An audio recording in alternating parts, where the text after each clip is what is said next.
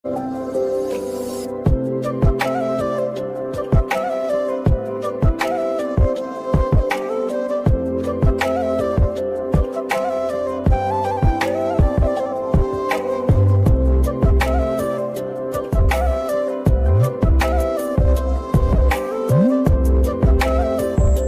বন্ধুরা, ত্রিপুরার ছোট্ট একটি গ্রাম থেকে আমি রিমা। আমার এই ছোট্ট পরিবারে তোমাদের সকলকে অনেক ওয়েলকাম জানিয়ে নতুন একটি ব্লগ শুরু করছি। আশা রাখছি যে যেখানে আছো অনেকটা ভালো আছো, আমিও ভালো আছি। তো চলো বন্ধুরা, আজকের সারাটা দিন আমার সঙ্গে থেকে না টেনে ব্লগটা কন্টিনিউ দেখার অনুরোধ রইল। নতুন একটা সকাল মানে কাজগুলিকে নতুন করে গুছিয়ে নেওয়া। হয়তো আমরা রোজ একই কাজ করি বন্ধুরা, তারপরও দেখবে তার মাঝেও যেন নতুন একটা কিছুর ছোঁয়া থাকেই থাকে। তো বন্ধুরা দেখো, বাইরে মা উঠানটা ঝাড় দিয়ে দিচ্ছে আর বাসি কাজগুলি মা সেরে নিয়েছে। আমি চলে আসলাম ঘরে। তো ঘরটাতে এসে আমার যে কাজগুলি থাকে রোজ, ঘরটা গুছগাছ করা।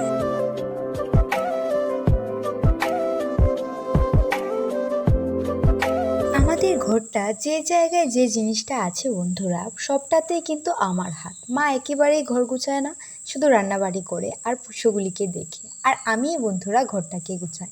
সেই ক্লাস 5-6 থেকে আমি ঘর গুছানো শুরু করেছিলাম আর এই পর্যন্ত এখনও চলছে।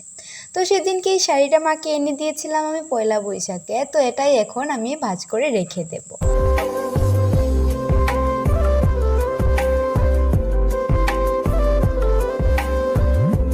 বেশ কটা কাপড় চোপড় বন্ধুরা জমা হয়ে গেছে, এখন এগুলিকে গুছিয়ে নেব। একটা দিন পার হয় না বন্ধুরা, প্রচুর পরিমাণে কাপড় জমা হয়ে যায়।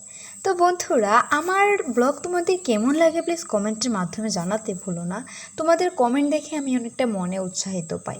বুঝোই যেহেতু ছোট ইউজার, ভিউজ একদমই আসে না, আর যার কারণে না মনোবলটা একদমই হারিয়ে ফেলি, উৎসাহই পাই না ব্লগ করার।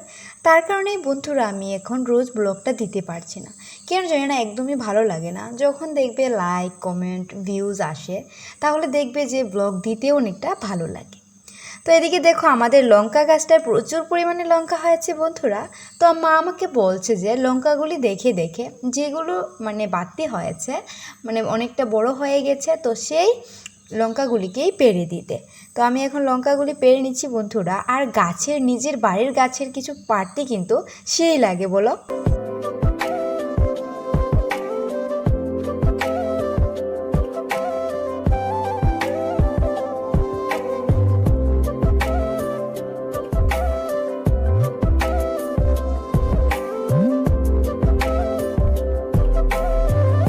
বেশ কটা লঙ্কা হয়েছে বন্ধুরা, আরও কটা গাছ আছে, তার থেকেও প্রায় এতগুলিই লঙ্কা বেরিয়ে যাবে। তো আমি আর সেইগুলি থেকে পারলাম না, আজকে একটা গাছ থেকেই পারলাম।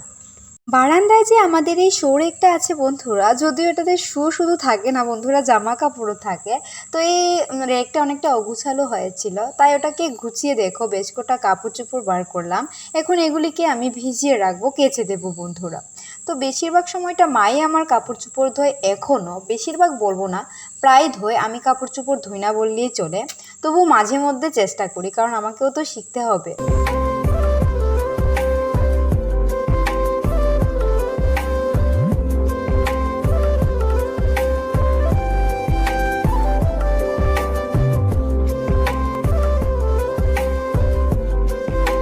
কাপড় চোপড়গুলি ভিজিয়ে রেখে দিলাম, একটু সময় ভিজুক, তাতে ভালো ময়লা কাটে।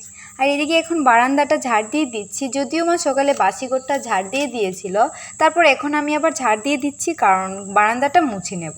ঘরটা বন্ধুরা রোজ রোজ মুছি না, কিন্তু বারান্দাটা রোজই মুছতে হয়, যেহেতু বিকেলে স্টুডেন্ট আসে, ওরা এখানে বসে পড়ে। আর যদি বারান্দাটা না মুছে দিই তাহলে ওদের বসতেও ভালো লাগবে না। বারান্দাটা ঝাড় দিতে দিতে অমনি দেখি আমাদের টাইম কলে জল এসেছে। তো সেখান থেকেই দেখো আমি এই জামা কাপড়গুলি কেচে আনলাম বন্ধুরা।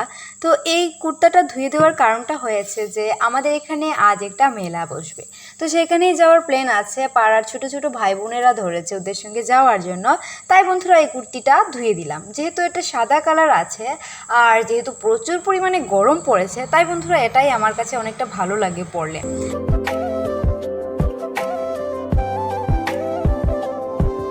এতটা পরিমাণ গরম পড়েছে বন্ধুরা যে টিকায় দেয়, মনে হচ্ছে সকাল এখন প্রায় 8:30-9টার মতো বাজে। এখন মনে হচ্ছে যেন দুপুর 12টা-1টা বেজে গেছে।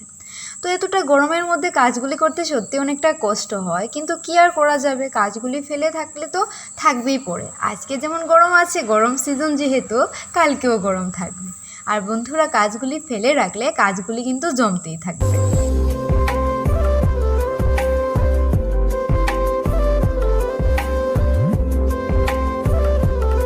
আমরা যতই বুদ্ধি খাটিয়ে কাজ করি না কেন বন্ধুরা, মায়ের বুদ্ধি কিন্তু অতুলনীয়।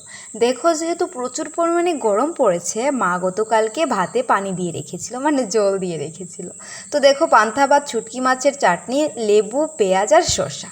দুপুরে পান্তা ভাতটা খেয়ে তোরা বেশ আরাম লেগেছিল। তো এখন দেখো রেডি সেডি হয়ে বেরিয়ে পড়লাম। ওই যে বললাম সকালবেলা মেলাতে যাওয়ার প্ল্যান ছিল।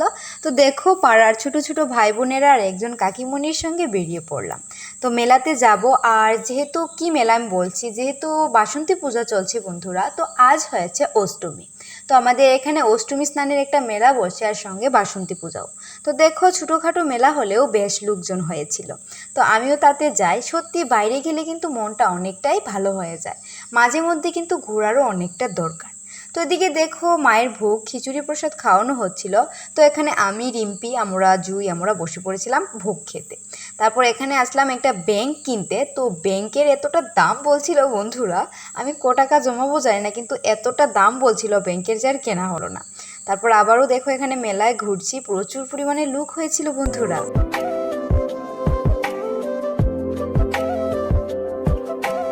এখন এখানে চলে আসলাম ফুচকা খেতে। এই যে দেখছো সাদা কালার টি শার্ট ভাইটা, তো ওই ভাইটাই আমাদের ফুচকা খাইয়েছিল। তো এখানে দেখো আমি ব্যাংক একটা এনেছি, অবশেষে এই ব্যাংকটার দাম নিয়েছে 40 টাকা। তো ভাইয়ের এখান থেকে এসেই একটা 5 টাকার কয়েন নিয়ে নিয়েছি।